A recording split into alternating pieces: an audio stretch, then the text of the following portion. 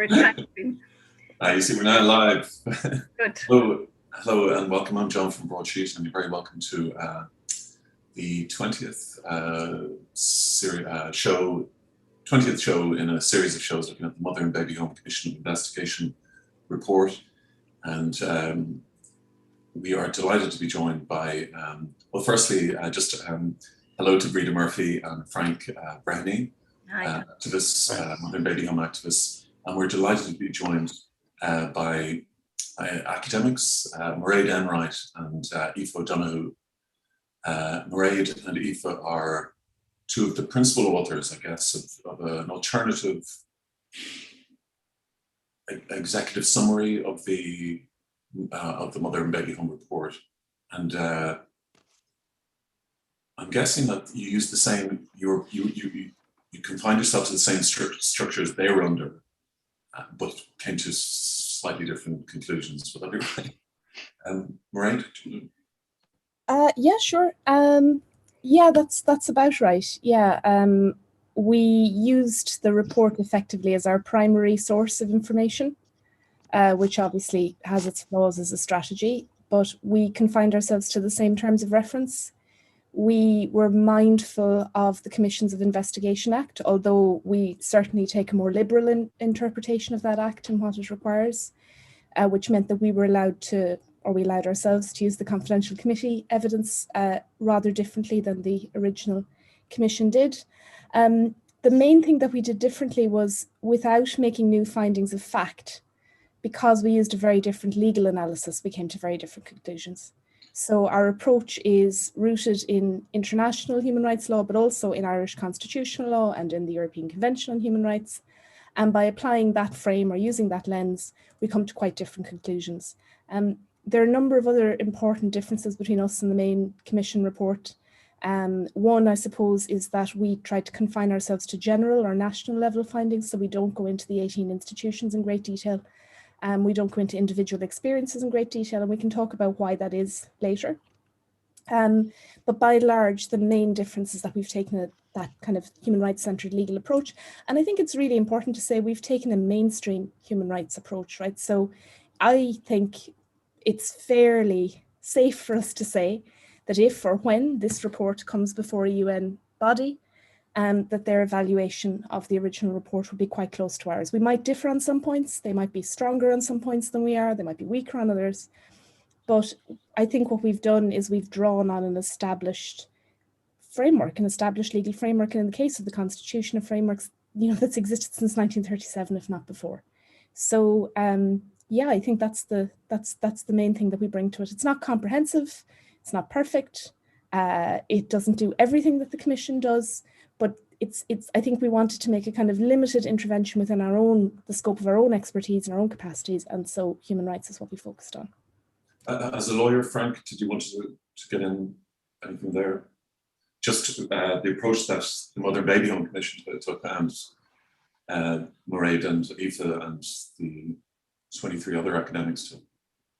Well, I have to say, I've read quite a bit of the report, and I was struck, I was struck in the early days of one commentator describing from, I think it was the Irish Times, who described this document as a really sound legal document, and that it was put together by great legal minds effectively, and constituted in a way that made legal sense. And I know when I was reading it, I couldn't figure the sense in it at all. And I was wondering, wherefore art thou all my legal training all of those years?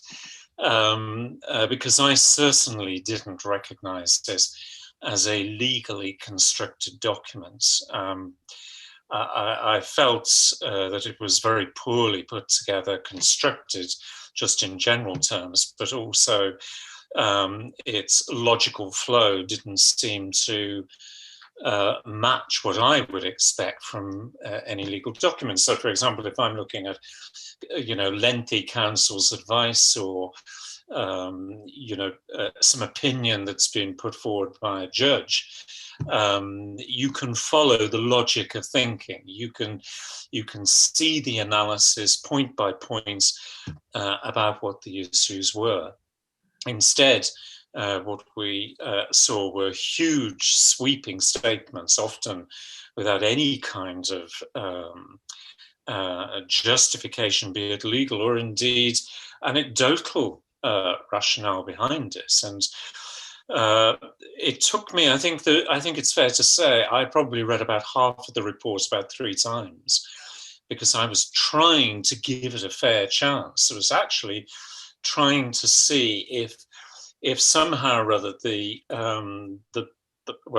my opinion, the poorly put together executive summary actually was explained further on within the report, and I didn't succeed in that. But then, in some respects, I will express an interest here, because my father and grandmother were both inmates of the Chur Mother and Baby Home, my grandmother latterly High Park Laundry. So I was very much concentrating on the CHURM issues, but at the same time trying to understand the wider picture. But I was just wondering, it was something. I mean, I understand some of the points that the Commission actually made on the comments that they have made. But I think for the wider public, perhaps Aoife and Mairead, perhaps could you just give an explanation from your point of view why the Commission felt it was constrained to deal with the evidence in the way that it did, and was that constraining, or was that set of constraints responsible for the way the report was put together? I think I should probably take that one, just because I wrote this section of the methodology, but I'm not sure I'll remember every single point that's in there. But if you look at section 8 of our document, I can't remember which part of section 8, there's a long section where we talk about how we treat oral evidence, and maybe Aoife will follow up on this, but just the key legal points. I mean, the key section of the 2004 Commissions of Investigation Act is section 34.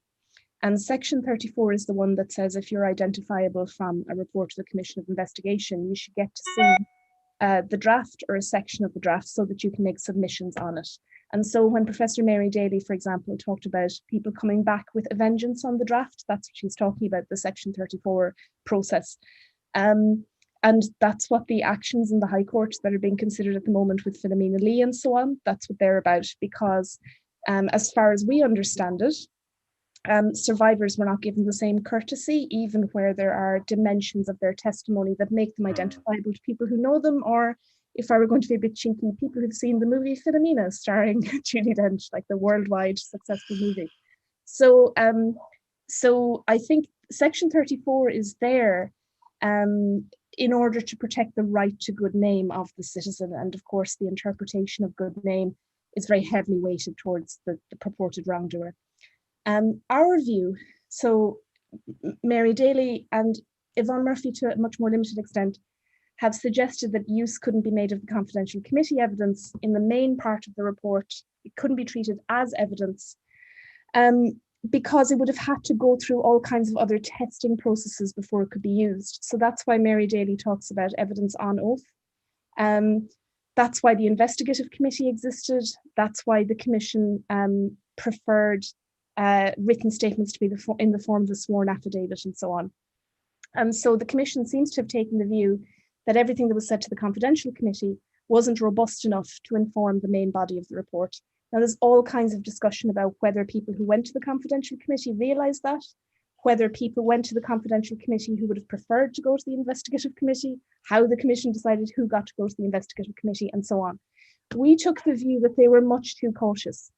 If anyone who's read the confidential committee section will see, everything is anonymized within reason, although you can maybe identify some survivor witnesses if you know their story, like the people who have been public advocates. You can't identify which institution they're talking about or who the people were who did these things to them. The Garda Commissioner has come out recently and said there is not enough precise evidence in that report anywhere to justify starting a criminal investigation without further input from witnesses. So as far as we could see, and of course we were working with a report that had already been through the Section 34 process, so anything that religious orders, for example, didn't like that the Commission couldn't stand over has to come out. So we thought this was a fairly sanitized, body of evidence by the time we had it. And we didn't see anything wrong with incorporating it. And you can see in our document, you'll see footnotes, 2 pages of the confidential committee evidence. But you will notice, right, we tend to use it to bolster what's already in the main body of the Commission report. So like the Commission might say there's some evidence of X, but then when you go to the confidential committee report, actually there's lots of evidence and there's patterns of conduct. So that's what we did differently. And I think, there's a lot of quite technical discussion about the law of evidence and how tribunals work and how commissions of investigation work and so on. But I think the key point is here that the Commission neutered the majority of the evidence that it took from people with direct and lived experience. And that's not acceptable. It can't be consistent with their human rights. It's not consistent with what a lot of people understood. And a lot of the language the Commission used, like people were confused, maybe people didn't understand. I don't think people were confused. I don't think people didn't understand. I think there was a deliberate policy of neutering this evidence, whether consciously or unconsciously. And that's one of the things we've tried to undo. I mean, maybe Aoife could talk a bit more about like where we got the inspiration for how we actually treated the oral history evidence, if one put it that way, but yeah. But actually, a very good comparator, if you want to look about how to discuss and treat oral evidence, is the Northern Ireland report on the mother baby homes and Magdalen laundries. They have a whole section on oral testimony and its validity and how it is as valid as written testimony and collective oral testimony specifically on events of trauma. And it's a really interesting contrasting read, because they're basically talking about the exact same thing. There were differences, of course, in Northern Ireland, but they are in the idea of collecting evidence and listening to people and using that kind of evidence as a basis to come to conclusions. Their processes are the same. So, kind of where we got the inspiration from is there's a project that myself and Mairead, together with another colleague called Julie McCandless, several years back, we did a project called the Feminist Judgments Project, and it was an All-Ireland project. And feminist judgments projects are based on taking a case and rewriting the case. But similar to what we did here, the facts remain the same, the law remains the same. So you see in our report, if we're talking about 1952, we talk about the law in 1952. If we're talking about 1973 in the Unmarried Women's Allowance, we're talking about the law in 1973. So we're very specific, and we were quite rigorous about talking about the law exactly as it was in the periods that we're talking about, to really shore up our arguments. I'm sure Frank and Laura would be very familiar with the necessity of doing that. But what feminist judgments allow you to do is to demonstrate that with the same law and with the same facts that are available. So again, we only used facts that were available to the Commission, facts that were in the public domain. So sometimes that did include things like newspaper articles, which the Commission also did rely on, fiction, which that writing that the Commission did rely on. So we relied on the exact same kind of evidence, things that were available in the public domain, but used them to come to quite different conclusions. And that methodology, the feminist judgments methodology, it's a kind of a global methodology. It's very well established now. It started in Canada. There's projects all over the world at the moment that are ongoing. But they do show that with the same facts and the same law, you can come to quite different conclusions. And that there isn't a necessity just by, for instance, listening to women in particular, focusing on particular types of gendered harm, or assumptions around things like that. Something that, say, one of our authors, Vicky Conway, talks about internment and how it was accepted. That there were cases that went to the Supreme Court that said that internment was wrong, but of course internment was mainly men. But when we were talking about women, that it became acceptable. Or if you're talking about rural poor women in particular who are in the homes, the sort of expectation that they're used to working physically extremely hard, and therefore it's acceptable to force them to work, extremely hard and extreme physical work when they are very pregnant or just having given birth, or very basic things that that childbirth is painful, therefore it's going to be painful, when of course yes, it's painful, but there's lots of ways available and were available throughout most of the period for pain relief and just simple emotional support during childbirth.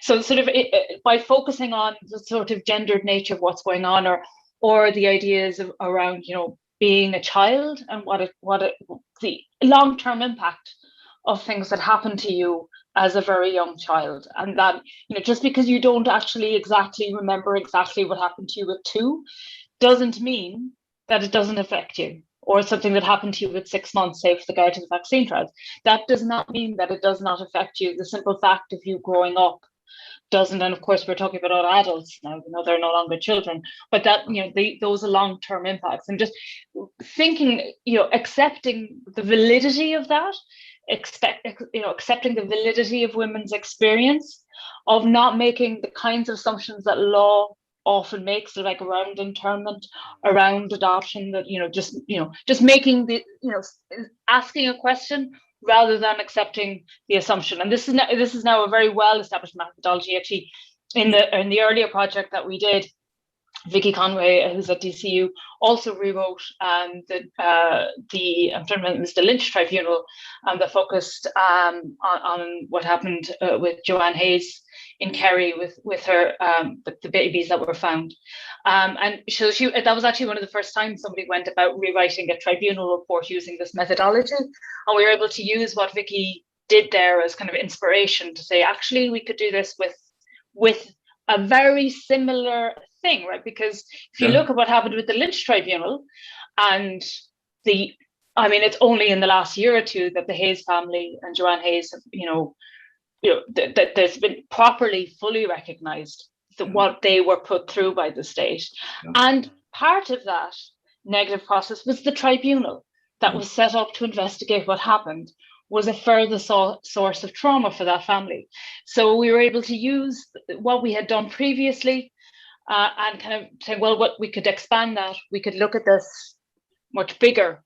It's much bigger. Obviously, this is a much bigger text, and with the judgments, people usually either wrote them on their own, maybe with one other person and a commentary, whereas this required a big group of us. That was probably the biggest change. This required 25 of us, because we're not all individually experts in the vast areas of law that it covers. So it did require us, and again, it was quite a feminist way to go about it, to work collectively, collaboratively with each other, and then extend out the kind of listening and understanding of experience, and who has expertise. Like, there's our academic expertise, but then there are the survivors and the affected people and their expertise, and the people who've been involved in advocacy for years, their expertise. So also part of the process was recognizing that we have a kind of expertise, but there's lots of different kinds of expertise out there that it's important to listen to and take on board. And I'll stop here to let someone else come in, but that's why it's still a draft. That's sort of why we're still at draft form. This is not the final version, because that's really important, from our perspective, to keep listening and taking on board commentary. Sorry to interrupt. I was really struck there by what Mariette says, because I think I've spoken to some of the survivors here in the UK. I'm not in the UK at the moment, but and they were not obviously very pleased with the report and its conclusions, but they couldn't understand the limitations. Hence my question to you. But I was struck, actually, when I was looking at this and sort of realizing the reticence of the Commission. I was struck by an article that was written by a London-based barrister. I can't remember his name off the top of my head at the moment. And he did a critique of the methodology. I'm pretty sure it was the Archdiocese of Dublin inquiry. And in that critique, he heavily criticised the methodology that was deployed by the Commission of Investigation, or whatever it was called then, because, as he pointed out, it overrode the rights where accusations were being made, and people didn't have the right to a fair hearing, effectively.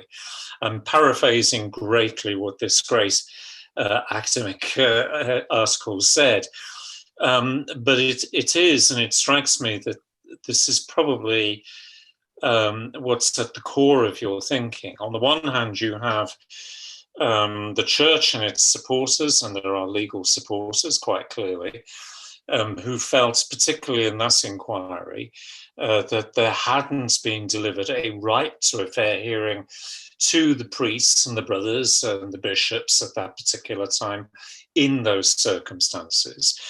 And I did wonder whether or not that potentially had an effect going forward in how future judges or commissions actually dealt with this. Because I suppose at the end of the day, you know, the work that you're, this supreme piece of work that you've carried out is actually seeking to address that right to a fair hearing, effectively. You know, you are giving voice to those who felt that they'd lost their voice. It seemed to me, when I started to read the Commission's report, that the pendulum had swung, if you like, the other way, to become a very fearful environment, both from the Commission point of view, but also politically. If you looked at the different comments that were made by TDs and ministers over a period of time, there appeared to be an underlying fear about treading on the toes of religious institutions, and not a great deal of logical thinking about what I would see, and I think Aoife's put it very, very well, the actual effect on women themselves. I think when you launched your report the other day, I was very struck by a number of comments that were made. But it was, as Aoife has pointed out, you know, the actual effect of childbirth, of actually working through labour, sorry, not in labour, but through pregnancy. And all of these factors somehow seemed to have been missed out. And yet, at its core, there appeared to be concerns about the right to a fair hearing. And if that was what was stymieing the Commission, then, you know, I am saying individually, then they failed, and they failed spectacularly to deliver that. And I would sincerely hope going forward that this draft and how it's being developed, I noticed that Minister O'Gorman said that he's going to take it very much into account. Well, Minister, you know, it's not about taking it into account. You need to sit with the authors of this report, but you also need to sit with the victims and survivors to understand how they feel about this alternative executive summary and how it fits into the wider narrative, it seems to me, that has been created since October 2020. Sorry, we shall see. Mairead, you're very critical about the language used, and does that reflect an unsophisticated approach to this sort of these sort of crimes? Yeah, I kind of, if I may, just, I don't want to let Frank's comments hang, because... Of course, sorry, and I don't want to interrupt you. So just 1 and 2 would be probably like people often use the phrase giving voice to, but I think we would stand back from that, because we're not giving voice to anybody. We might be putting a legal gloss on what groups like yours and Brída's and you know, survivor advocates, all kinds of other groups have already been saying. And I think people have said repeatedly, and I think it's forgotten, there wouldn't have been any commission if it hadn't been for people at local level agitating and advocating for this over years. So we don't see ourselves as giving voice to anybody, and our techniques won't suit every group and won't suit every survivor group. So it's fantastic. You know, people have said really, really nice things. People have said a couple of damning things as well. But, you know, it's nice to kind of bask in that a little bit, but we're, you know, not for too long, I suppose. The second issue is Minister O'Gorman. I think we were as surprised as anybody to read the article in the Daily Mail, which Breda sent to us today, to say that he would be taking it into account. That's very strange. He hasn't been directly in touch with us. We've sent him a copy of the report. And if he does get in touch with us, I don't think we would be inviting him to sit down with us. I think we would be inviting him to sit down with the groups who have already been making versions of these arguments. There's no reason why the fact that we have university positions or PhDs should suddenly let us leapfrog into rooms that other people have been denied access to. So that's not something we're looking for. And maybe the last thing is just to say that Frank's commentary about the right to fair trial and so on is like, that's spot on. That would be my analysis too, is that that some of what happened, particularly around the Ryan Commission, the attempts to name wrongdoers, how those went, the litigation that spawned in relation to the Christian Brothers, the insistence that everybody get to lawyer up so that what should have been just an ordinary investigative inquiry, like an inquiry, became an adversarial process. I think, in fairness to her, Professor Mary Daly did actually touch on a salient point in her Oxford seminar. Maybe not quite the one I would have touched on, but where she said she didn't think the confidential committee process and the report writing process should have run in parallel. Now, someone else pointed out they weren't supposed to. The confidential committee report was supposed to be earlier, but there's a question around sequencing, because we would say, and I think maybe we need to be stronger in our next version, like the first thing, and this is what happened in Northern Ireland, there was a research report, and now there's going to be a co-designed process for a deeper inquiry.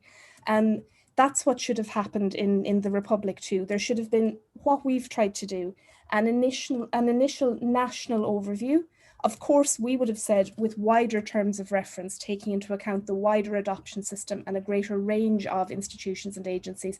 And then when you had that overview, a decision should be taken about further investigations at institutional and individual level. And of course, proper access should be opened up to the courts for people who want to, for very good reason in lots of cases, take that individual route. The mishmash of process and function that defines this commission is something that should really be revisited in the future. But in terms of the right to fair trial, the right to good name, I think one of the reasons why that isn't an issue for us is because, and we were maybe even a little bit more careful than the commission itself was, I don't think we name anybody directly as a wrongdoer. And part of the reason we don't do that is it's a human rights analysis and we're concerned with the state. You know, ultimately, people are living with the consequences of what Protestant and Catholic religious institutions did within living memory. But those institutions no longer exist in the same form. They still exist, but no longer in the same form. They have PR now and they have shares, and that, you know, they're not quite the same thing. But the state is still there. There is an unbroken line. And I think, you know, this is a point we tried to make and that Aoife makes repeatedly. There's an unbroken line, government to government to government, actively deciding to have these kinds of relationships with these institutions, actively deciding to pass these kinds of laws. And it's state responsibility we're interested in. And sometimes a lot of the discussion about blame and good name and what about this person and what about that person distracts from the fact that it's the state that is accountable, the state that bears the responsibility to investigate, and the state that bears the responsibility to redress. Aoife will be better at the language question than I will, but I just wanted, because I thought Frank's points were really, really good. No, I didn't want to let them sail, if that's okay. Absolutely not. Yeah. Sorry. I can carry on. And I would just also, I think there's a problem with tribunals and political legal culture in Ireland generally. A tribunal is seen as the answer to everything, and all of them have ended up in a sort of legal quagmire with multiple. I mean, we cite some of the cases, you know, we cite Haughey and stuff because they've, you know, whether it's about beef or about corruption, or it's about these kind of issues, or you go back to the Lynch Tribunal, like there's something about the relationship there where we don't There's plenty of expertise in the island on issues of transitional justice and issues of how you deal with the past. There's plenty of expertise in that across the island. But every time we kind of, the state decide, and it is a state decision each time, to funnel it into this long, expertise-driven type of way, and making it quite adversarial, because they don't have to be, but they are made to be, and then often that's used. Touching on the language point, that was actually when we first got the first 24 bits together. It looks nothing like it did the first time I stuck them all together, but I stuck them all together. It looks nothing like that. But the first thing as I started to read it, and I started to kind of put together, and again, it looks nothing like this now, initially a summary of the actual report for us. One of the first things that struck me was the fact I was repeatedly writing the word home.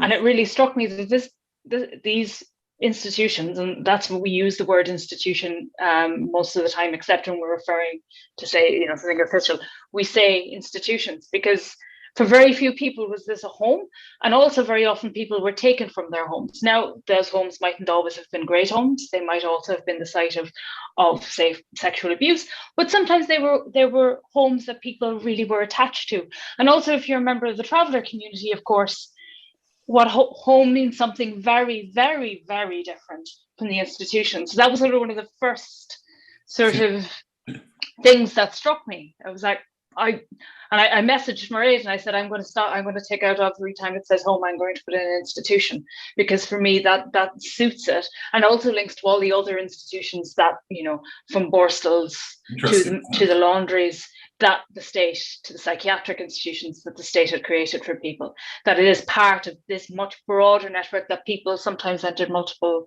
of these institutions, and that's what the home was the misnomer. Home suggested something that it really, really wasn't. And then sort of from that, say for instance, we using the word, traveller, because some recently people have been using the word Minkiri, but we discussed that with the authors who wrote the traveller section, and they discussed they work with members of the traveller community and traveller groups, and they discussed the language there. But also saying girls. I mean, there was a lot of girls put into the institution who were pregnant. Quite a number of them were underage. Some of them were extraordinarily underage. And when we were talking about girls, we said girls, girls who were pregnant, because in those instances a crime was committed, and most of those crimes were never investigated. And even when they were brought to the attention of the Gardaí, the state barely did anything about it. So that was another choice, to talk about girls. There was also important around whether or not and we tried to cover this, the methodology about birth mother and natural mother and first mother, or just the word mother, because obviously people have very different relationships with those words and how to describe themselves. And we were very cognizant of, like, we chose a word on advice, but we also wanted to make clear that we chose that word, but that did not make any other words that people used to describe who they were or their relationship with the woman who gave birth to them, whether or not they called them their mother or their first mother and their natural mother. That it was about acknowledging that there were multiple uses of language there. So sometimes it was about saying this word cannot stand because this word is not the word to describe what's going on, and then other times it was about making clear that we were acknowledging that language was important to people, and it was part of who they were, and how they described themselves was also really important. And then sometimes it was about using what could be quite technical legal terms. So instead of saying there was some evidence of, we'd say there was significant evidence of, just changing it slightly by saying, yes, there's evidence, but there's all this other evidence over here in the confidential committee where we cite to, there's all these examples. So actually there's significant evidence, there's not some evidence, or there's little evidence. Again, we say significant or much, or so choosing just language there is also being very technical, lawyery in our approach in that sense. But in demonstrating the responsibility of the state, it was really important to say that there's significant evidence, that there's not little evidence or some evidence, that there's significant evidence. So the language choice in various different sections, it was something, and again, it is a draft, and we would really, encourage people to get in touch with us if there are language choices that we make that people would like us to explain, or would like us to, include alternative language or other words that they would prefer or feel more comfortable with, that they would like us to acknowledge and talk about as well. Because we, that is part of the reason it is a draft, is that we, to allow us to be as careful as we can and to listen as much as we can about our choices of language. Did you think they were very careless with their use of language in their report? I would say there's a mix. So I would say when they talk about there is some evidence, that's a choice, that's a specific choice, so there's some instances. I think if you're not trained in certain kinds of methodologies, there was a lot of talk about, lawyers did the interviews, but if you have a lawyer who isn't trained in taking evidence from someone who suffered trauma, for instance, or isn't trained in taking oral testimony. I mean, I'm not trained in taking oral testimony, and I wouldn't involve myself in that because I don't have those skill sets, and they're a very specific skill set. So I think some of it came from the language choices, came from a lack of understanding sometimes of how you talk about somebody's past, how you talk about somebody in an individual. And also, I mean, both myself and Mairead and most of I think probably all actually of the 25 of us would also be feminist scholars. So, certain language, certain gendered language is something that is very important from a feminist scholarship perspective. And I can't imagine there were that many. I don't know. Maybe they were all trained as feminists. I don't think Mary Daly has ever published anything. I've not come across anything. I could be wrong. I mean, politically, she might describe herself as a feminist, but there's a difference between politically describing yourself as a feminist, which, I'm sure Vaughan Daly and Vaughan Murphy and Mary Daly may very well do, and that's fine. That's separate. That's their own. That's fine. But I'm talking more about training as a particular type of scholarship and a particular approach to scholarship. Saying before, I condemn them for not being something. I have no idea whether they or living as a feminist. Yeah. There are so many different variations on the theme, isn't there? I don't think we're seeking to be the feminism police. I think yeah. Did you find the language not sophisticated in the initial report? Was really, the prism. I don't know what prism they were looking at things through, but you describe yours as an international human rights prism and feminist. And do you believe that they were using any of those to?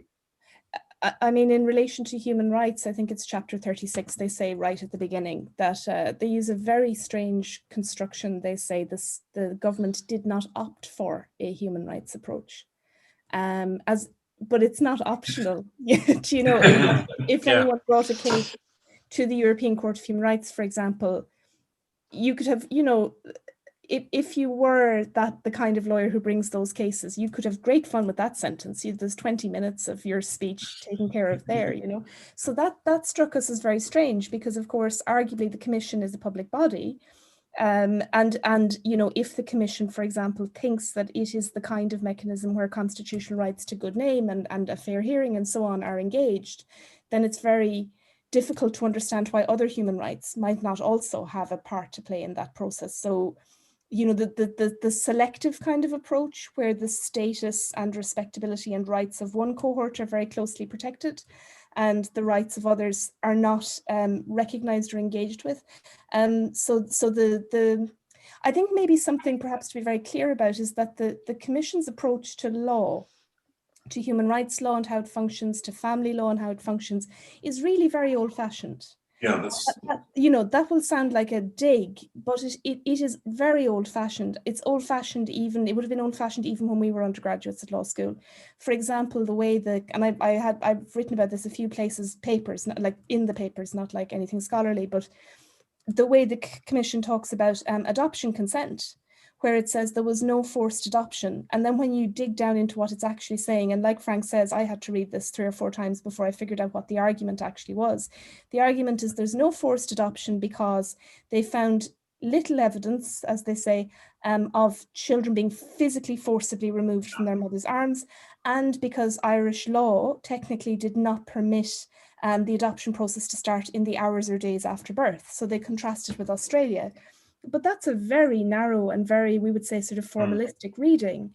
And it's also out of step with what the Supreme Court says once these cases start to be brought at that level, which is that you must take account of stress, fear, family relationships, poverty, and so on. Now, the courts never get to the point of saying, and institutionalization, because in the 70s and 80s, the courts used words like schools or a place down the country or a home in a rural environment. But nevertheless, even in the 70s, there is a recognition that choice is about more than time and physical violence, right? So I think it's more than language, you know, because you can the Commission could have expressed the same conclusions much more delicately. Yes. Right, nobody is saying that, right? They could have had nicer language, it could have been more fluently written, it could have been better edited, it could have been better presented, you know, nicer font, whatever. But it's not just about the packaging, and I think maybe that's, you know, I saw in Judge Murphy's letter that was leaked to the Irish Times, but written to the Children's Committee, where she says the language of the report is sober, as it should be for a report of this kind. The other, you know, the point, what struck me is it's not always sober. You know, you open that report and there's a black box, you know, like it's supposed to draw the eye, and in black bold type it says something like, you know, we haven't written this report according to any popular agenda or any popular understanding. That's quite emotive. You know, that's quite emotive. When the Confidential Committee uses the word tainted, which is a word Mr. Justice Ryan used as well in the Ryan Commission report, but in a different context, when they talk about being tainted by activists, when they snipe at Conall O'Flaherty, when they snipe at the Clan Project, that's very undignified. You know, so sometimes the language is emotional, and I think we were much more restrained, actually. And I think and part of it is to show that you can do it. You know, part of it is to show that you can come to quite strong findings in quite sober language. Yeah, so I think some of the I think it goes back to what Frank says as well. Sometimes the language has this kind of sweep that just isn't made out by the facts in front of the Commission. But I would say, and some historians have said this too, there are places where the report is very good, where parts of the social history, it's very detailed, and we haven't had some of those things out in the open before, and the Commission had access to archives that nobody had access to before. Some of the researchers working for the Commission were quite junior, and we don't know what the dynamics were like inside the Commission. So I wouldn't want to give anyone the impression that the entire thing is dross. But from a legal perspective, one thing that did strike me was it wasn't clear to what purpose it had been written, if you know what I'm saying. So when we were trying to write the section on responsibility and the state connections to the institutions, the information we needed was scattered across about 6 or 7 chapters. And we had to, a lot of what we've done is knitting together and rearranging stuff that should have been in the same place to begin with. You'd have loved there to be an anthropologist or somebody in the Commission observing, because I would love to know the story of what chapters were written in what order, who wrote the executive summary, why is the tone and structure of the executive summary so different? Why aren't there, when you go into the table of contents, why are there no page numbers in the table of contents? So, oh my goodness. Do you know, it drives me mad. It drove me a bit mad, but I also wanted to know the story of how it happened. Do you know, that to me speaks of pressure and conflict and panic, maybe? I don't know. I'd like to know the story of 6 years, you know. Yeah. And 6 years, but not all the budget spent, which is also an interesting. It's one of the few tribunals had to spend its budget. So if there was pressure, there was also possibilities to hire more people, to hire more researchers, and you know, maybe not take more time, but certainly invest in more people. Because you know, there must have been a lot of pressure, and as Merit said, a lot of the people involved were quite junior, and that can be quite difficult if you're in a junior position and you're trying to do something that you know is going to be, widely read and talked about. That's quite a pressurized situation for somebody to be in. And it does strike me in that context of even just putting an editor, like that was one of my main roles with this, was as an editor, just someone to do that and look across it and think about the structure like that.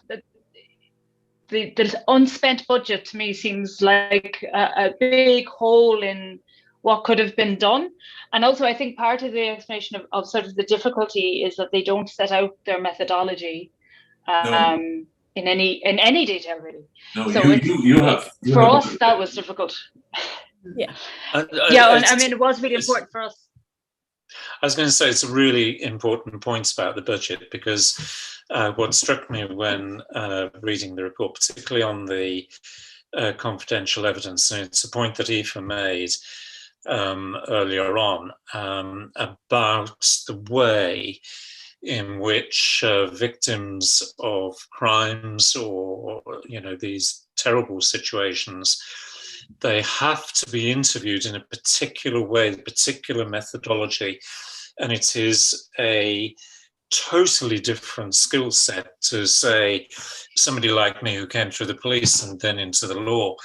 And there's no way that I could interview an abuse victim. It requires a totally different structure. But I confess that when I was reading this report and knowing about the budget, the one thing that did strike me was, why on earth didn't they hire proper interviewers? Because when I saw that they use lawyers to interview, and I want to be as generous as I can be to my legal colleagues, but they are not the people that I would naturally gravitate towards to interview victims of abuse. They can be partners within a process. There's absolutely no question about that. But you need a particular skill set. And I'll just pick up a point that Mariette made about Dross. And I actually agree with Mariette that there are some very good chunks in this report. And it's a personal story, because I've been struggling with TUSLA to get to the bottom, last October, to get to the bottom of my father and grandmother's journey. And when I got to quite a key point in the report, it actually set out in detail the journey of women who were found to be pregnant, into Loughrea, into Galway Central Hospital, then to Tuam Mother and Baby Home. My goodness me, that has opened up a different conversation that I am now having with TUSLA. So there are benefits, and I can understand many people looking at a 3,000-page document being overwhelmed actually by this document. As you say, no page numbers and stuff like that, which drove me demented. But imagine somebody who's had this experience, these awful experiences, being faced with a document like that, trying to get Breda works with survivors every day. Breda, I mean, they found it impossible.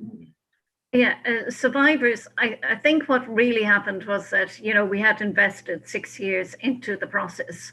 And as Aoife said, they went along to give their testimony. And one lady in particular, Christine, spoke about how she went in and it appeared to her that they had already decided what they wanted her to say. So she felt there were aspects of her life that they didn't want her to elaborate on. And they've already explained, I suppose, really what was wanted was from, the birth to the time when you left the home. But that had such an impact on the lives. It changed, the trajectory of their lives. It dictated how things happened for the remainder, even today, even as they wait for justice. So I think the overwhelming disappointment. I mean, I was in tears with survivors on the phone, attempting to make sense of a document that we'd waited for some 6 years, meant to be delivered in 3 years. And then to find, and the question I have for Minister O'Gorman, and I've mentioned this here to you before, John, how could that document have gone through the department and so many different people within the Department of Children, first of all, and then be handed to the Taoiseach, and then be handed to various government ministers, and ultimately to be published, and nobody to say, hang on, we can't publish this document. This is, it didn't even flow. There was nothing. It was so difficult to get your head around it that when you read the executive summary, it was a real kick in the teeth. It was a punch, and we're still reeling from that. Yeah. Picking ourselves up and wondering, because when the minister talks about redress, he's basing redress on what the Commission, and when the Taoiseach stands up and says it's a definitive historical analysis of the period. Yeah. I mean, you kind of stand back and say, what have they done?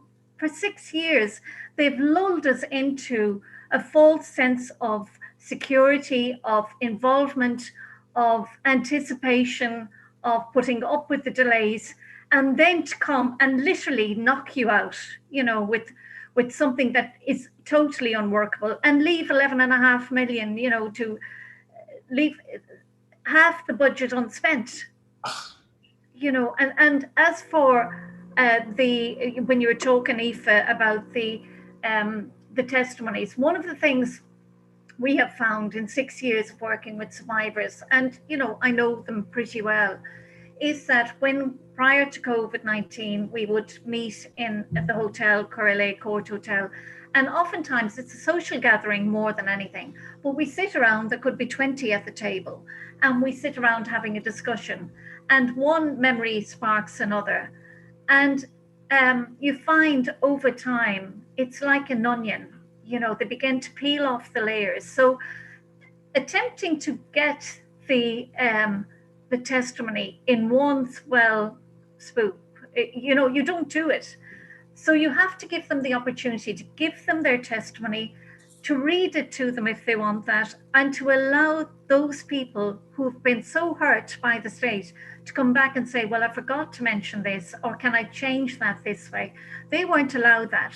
So at the end of the day, there was far more, it was a missed opportunity, but there was far more that could have been delivered from the survivor perspective and from the family member. Family members are often, and it's an intergenerational thing, of course, they're often discounted and, not brought into the process. And I spoke to Maeve, who is the solicitor for the Commission, on many occasions. They didn't want to hear from people like me. It doesn't matter that it's my family history.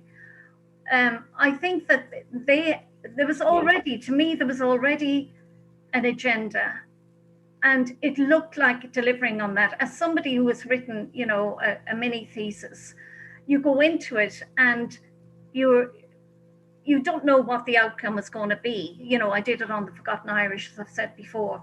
So that it unfolds as you come along. But this seemed to have written the final chapter or the executive summary in the very beginning, and it's unreadable. It does not read as a document that would have, had the input of the 3 people that we know were involved, from my perspective. Mary McAleese described it as scholarly and passionate. How would you come to that conclusion as somebody, a law professor, and perhaps through that very small prism we were talking about earlier, she could reach those conclusions? Do you feel that in the initial Commission's defence,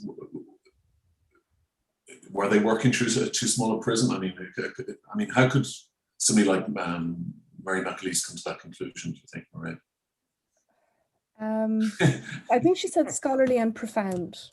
I beg your And pardon. I think no. I think because passionate is probably, yeah, I don't think she would. But compassionate, I think she said it showed compassion or something. Yeah, compassion. Okay, so I don't know. I suppose there are places where it is profound.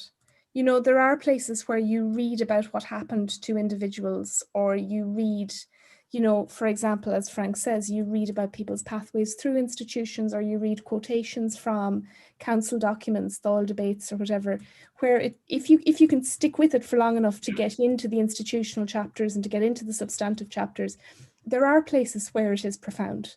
You know, there are places where it is shocking and upsetting. Even if you read a lot of that kind of material, I think there's still things in there that would give you pause for thought. And some of those things were not in the public domain before now, and there is a scholarship in bringing them into the public domain and in presenting them in a way where it's still quite surprising. So I suppose I would give it that. I think what I'm trying to figure out is, you know, we talk about transitional justice, and I think transitional justice is about sensitizing an entire society to their implication in oppression and harm.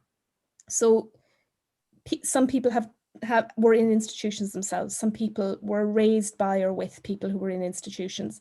Other people have more tangential connections, like uncles, missing cousins, granaunts, granduncles, that kind of thing. Other people, and I think this is very much a class-based issue, a class consciousness issue, do not have a sense of themselves as having been impacted by this history of institutionalization, whether as being related to people who went through it or whether as having benefited from it. So one of the things we try to emphasize in our retelling of the same report is, for example, I mean, because most of us are lawyers, like the legal profession, the role of solicitors who were paid to fill out consent forms, for example, and who could see that the girls in front of them and the women in front of them were under pressure. I think there hasn't been that process of sensitization. And when there hasn't, people feel that they can treat it like an object of study or an object of debate, rather than as a deep moral question that affects everyone who has a connection to Ireland. I think so like a Truth and Reconciliation Commission. Yeah, I mean, that's one way of phrasing it, and there are all kinds of criticisms of that. But I think you know, when the commission report came out and the headline was, it was father's fault and it was boyfriend's fault and it was the natural father's fault. I don't think that people were prepared for that. And when people pushed back against it, it was presented as resentment and anger, when actually I think it was a much deeper sense. Actually, no, it's much more complex than that, and people have very complex lives. And there wasn't a language.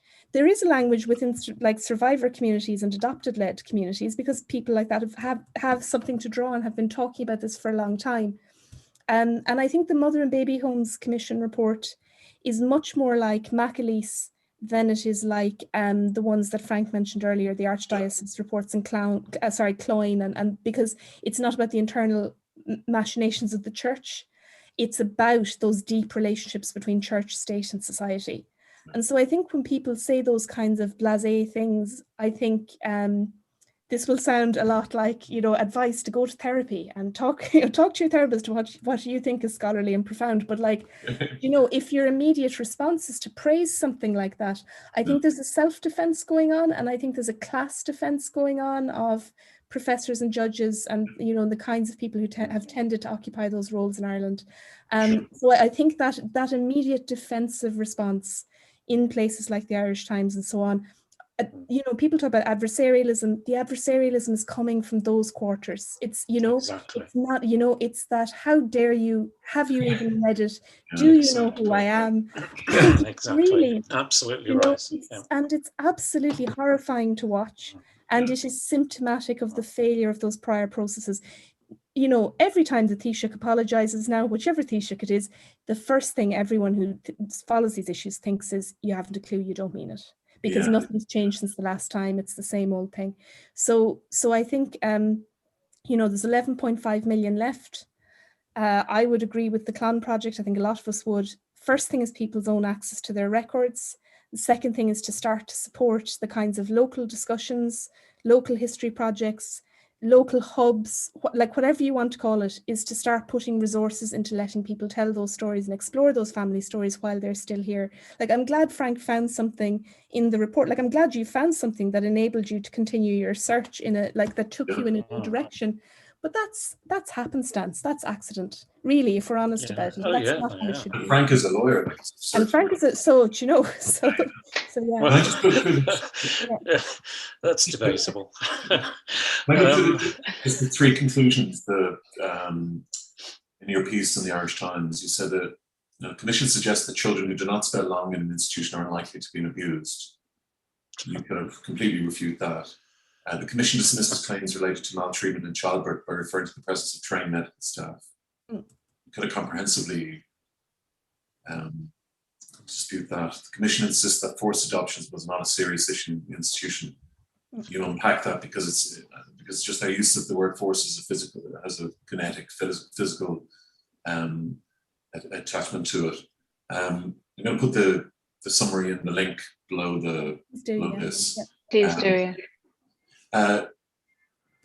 What should they do next? What should Roderick O'Gorman should do next? Aoife and Mairead. Go for it, Aoife. Well, I think one of the first things that is with the redress scheme is to listen to the groups and ask and what they are asking for. And you know, the Commission report doesn't make very many actual recommendations. You know, one that's come up quite a few times is around the introduction of the unmarried mother's allowance, and that be a cut-off date, because after that date the state provided you with finance. But I mean, that was paltry. That was not enough for you to live independently. It was not enough for you to survive as a family. It was, you know, and it stayed that way, and you know, in lots of ways still is that way. So in thinking, I think the redress scheme needs to be entirely disassociated with the Commission report, and instead he needs to listen to all the advocacy groups, to the survivors, and to their families on what they think should happen with the redress scheme, and listen very carefully, and you know, to the arguments people have been making for a very long time. Like, I'm always in awe of people, because at the length of the fortitude to just keep going and keep going on something for so long, and especially with the state continuously rebuffs. And I also would suggest that, you know, that department and the government itself need to kind of set out, to borrow a word from international relations, the reset button in how they see survivors and how they see advocacy groups, and you know, to move away from the language of taint, and to move away from the language or idea that once people start collectively talking to each other because that is the only support available, somehow that invalidates what they're arguing for. That they need to set a reset button and start listening and start paying attention. And you know, there's lots of recommendations out there, and they need to take those on board rather than relying on the Commission report itself. Right. In terms of, do you think the UN, it's time now just to? I mean, I think, different groups have already gone to various UN bodies. I think Elizabeth Coppin's case is one to watch out for. I think, you know, we're just so conscious that so many very well thought out submissions have already been made over the last 10 years. And particularly when we start to get down to the institutional level, you know, what works in Shanross isn't going to be what works in Tuam, isn't going to be what works in Pelletstown, and so on. So I think there needs to be a more granular approach. And rather than sort of, I think sometimes government benefits from presenting survivor groups as competing with one another, or as having like irreconcilable demands. But actually, when you take it down to the local level, they may be more consistent with more local needs. So, you know, it's kind of, I think when people ask us what we think should happen next, I think there's an assumption that we're going to kind of look at all the possible submissions and tell you which one is the right one. And that's a particular way of being an academic that we're trying to push back from. You know, we're not trying to be the kind of big I am here. We're trying to make a limited kind of intervention. In terms of what's next for us, it would be great if you could share the link to the feedback form I know not everyone will want to use the feedback form, but for people who want to be anonymous and want to know that their data is protected according to all kinds of codes, it might be the most helpful. We also recorded our presentations from last Wednesday when we launched the document, and those are available. I'm going to put the link actually in the chat here now so that you guys all have it. Yeah, that's the kind of thing. We've got some resources there and some explanations. We answered some of the questions that were left over from last Wednesday there as well. I've just put it in the chat, so you should be able to share it. Yeah, if people are interested in what we're doing and they'd like to tell us what they feel about it, we'd be really grateful. That's fantastic. Yeah, but equally we realize there's so much it's a constant, the government keeps people on a constant hamster wheel of legislative reform, so we understand if people don't have time. Frank, Breda, did you want to ask anything else just before we go? I would just simply say to Mariette and Aoife, I understand the reluctance to be a voice, and I've taken my legal skills onto the international stage on consumer issues, and by default I found myself being a voice, if you like, for not just consumers but for other worker interest groups as well. And I would say don't be too shy about that. I appreciate it is time consuming, but what is happening here is that there is a collective legal voice. It is a considered legal voice, not some distant tribunal or commission who appears to applied their methodology in a distant way, but you are producing or have produced something which has great relevance and striking a great chord with many, many people. So don't be too shy in accepting that you may be the voice, and I use the word may because there's nothing wrong with that. You can dictate the terms about how you engage and how you adopt that title. But it is, I found over many years, it's very useful in different scenarios where not just the practical issues that I argue, but sometimes often it's not the legal issues that I argue, are very, very important in the wider scope of helping other people to understand. And as I say, don't be too shy about that. And as I say, I do understand this, but it is, whether you like it or not, you are a voice. You have become a voice. But, you can define how you wish to adopt that, but don't be shy of it. Well, thanks, Frank. Breda? I think it's so important to have an alternative. We didn't have anybody else look at the executive summary, really, and to think that you've got 25 academics, but who are versed in transitional justice and constitutional law in various aspects that we expected the Commission to deliver upon. So the human rights law being the obvious one. So no, I welcome it, absolutely. And, Frank and myself, often when we're critical perhaps of government, we often give them a solution as well, as we've done with the burials legislation, doing our own alternative, So we're not just critical on the sideline kicking and screaming, we're trying to impact positively, because all of society needs healing. It's not just the survivors and their families, we're all affected by this. So, together, I think we can become more empowered. And there are many different voices, as the Minister will say, with regard to mother and baby homes. There are different groups working on a different agenda. That doesn't mean that we don't have certain aspects in common and that we cannot work together. We can, and that's what they're scared of. They divide and conquer. So ultimately, it's up to us as survivor groups to reach out to others and try and make a good stand together, and with your help, we're grateful for anything anybody does in order to continue the discourse at the very least, but certainly make an impression. So thank you for that. Thank you. And Thanks to Mairead Enright, who's a reader of law at the University of Birmingham. Are you in Birmingham now? Are you in... I am. I'm in sweltering Birmingham right now. So. And Aoife, are you in Durham University? I'm in Durham University. You're in Durham now, are you? Yeah. Oh, it's not probably not as sweltering as Birmingham, but pretty hot nonetheless. Okay. Mairead and Aoife, thank you so much. And Frank, Brittany, and Breda Murphy, and hopefully we'll see you two next week. And thanks, Mairead, and thanks, Aoife. Thanks again. Thank you.